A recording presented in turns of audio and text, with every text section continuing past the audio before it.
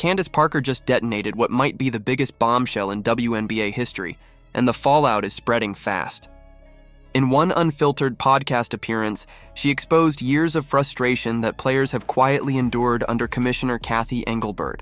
What began as a conversation between legends quickly turned into a scathing indictment of leadership that has now reached the NBA's top brass. And for the first time, even Adam Silver is said to be getting personally involved. The tension between players and the league office has been simmering for a while, but Parker's words ripped the lid right off it.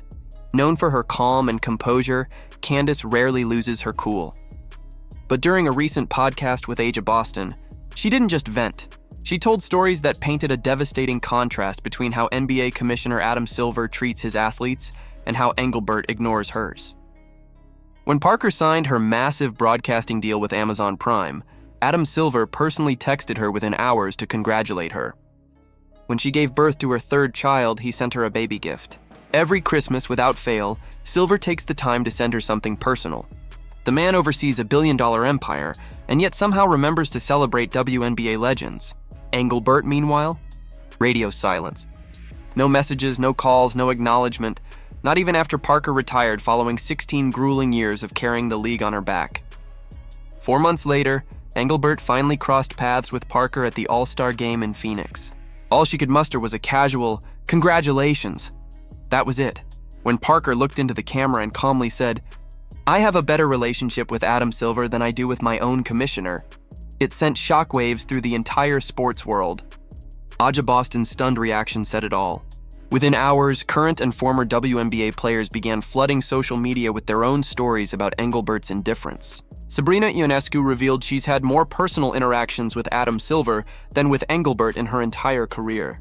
Elena Del Don shared that during her health struggles, it was Silver, not Engelbert, who checked in to see how she was doing. What followed was a cascade of testimonies, each more damning than the last. Then came the leaks. A recording from a private meeting allegedly captured Engelbert telling players they should be grateful for what they have and to stop complaining about salaries. She even suggested that stars like Caitlin Clark wouldn't be earning their multi-million-dollar endorsements without the BA. It completely ignored the fact that Clark and other superstars are the reason those endorsements exist. The same tape reportedly included Engelbert dismissing officiating complaints by saying, "Only losers blame referees." For players already tired of feeling dismissed, this was the final straw. Multiple reports now claim that during recent exit interviews, several players demanded Engelbert's resignation, and some are even threatening to boycott the 2025 season opener if she's still in charge. The timing couldn't be worse. The league is about to enter critical negotiations for a new collective bargaining agreement. WNBA players currently receive less than 20% of league revenue compared to the NBA's 50%. And now, thanks to Parker's revelations, the players' union has leverage like never before. Insiders say they're ready to go nuclear if Engelbert stays in her position, and with the commissioner's credibility hanging by a thread, sponsors and investors are getting nervous. Major brands like Nike and State Farm are reportedly rethinking their partnerships, fearing that the league's leadership can't handle its own momentum.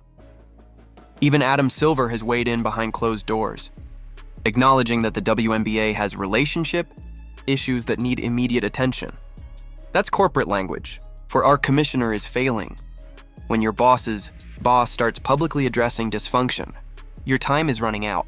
Sources close to the league say there's already a short list of possible replacements being discussed in secret. Names like Dawn Staley, Lisa Leslie, and Sue Bird are being floated as potential saviors. Behind the scenes, the Board of Governors has held emergency meetings, and at least half reportedly want Engelbert gone now. They've seen enough. They know the league is at a tipping point. Meanwhile, the contrast between Engelbert's chaos and the smooth operation in Indiana is impossible to ignore. The Fever's front office has mastered what Engelbert can't seem to grasp, treating players like partners, not subordinates.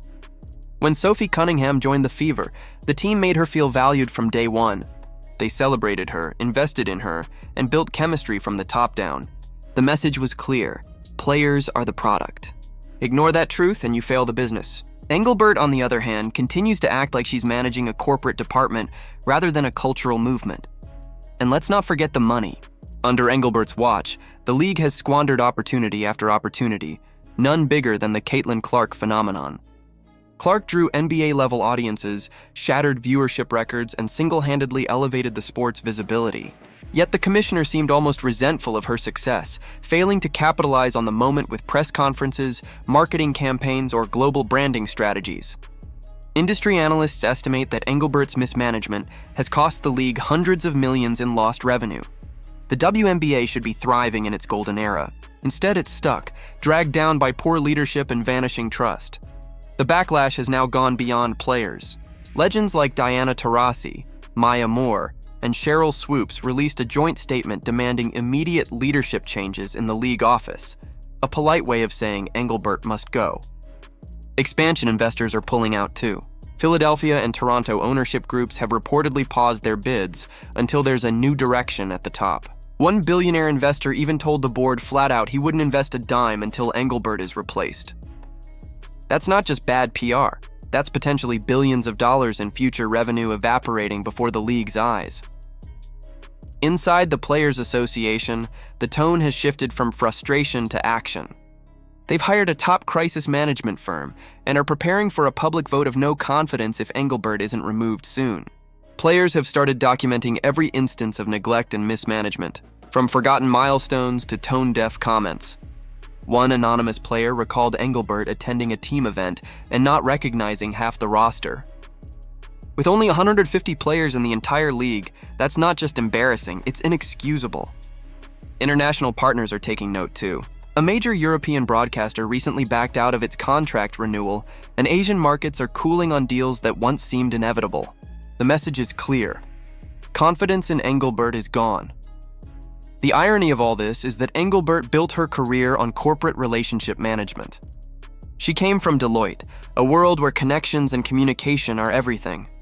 Yet somehow she's managed to alienate nearly everyone, players, sponsors, media, and fans alike. It's almost impressive how completely she's failed to read the room. And that's why Candace Parker's words hit so hard. This wasn't a bitter rant from a sidelined athlete. This was the truth coming from a universally respected icon. A Hall of Famer, a champion, a mother, and now a broadcaster with nothing left to lose. Her tone wasn't angry, it was disappointed, which made it even more devastating. She didn't have to embellish or accuse. The facts alone were enough to make the case. In a single interview, Candace Parker might have done what no player or executive could: ignite a movement for accountability. The WNBA has momentum, talent, and visibility like never before. But as long as Engelbert remains at the helm, it risks losing everything to complacency and ego. The league's future depends on leadership that actually sees the players, values them, and knows how to turn their stardom into sustainable growth. Someone who celebrates their legends, nurtures their rookies, and builds genuine bridges instead of corporate walls. Now the question is simple: will the WNBA seize this moment, or let it slip away under Engelbert's shadow? Because the players are done waiting. The fans are done forgiving. And the sponsors are done investing in failure. Candace Parker didn't just call out a commissioner, she sounded the alarm for the future of women's basketball itself. If you believe Kathy Engelbert's time as commissioner has come to an end, drop your thoughts below.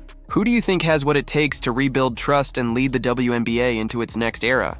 Should it be a former player like Lisa Leslie or a bold new face with vision? Let's talk about it in the comments. And if you want to stay on top of every twist in this unfolding drama, make sure you like this video, subscribe to the channel, and hit the notification bell, because this story is only getting started, and the next few weeks could change women's basketball forever.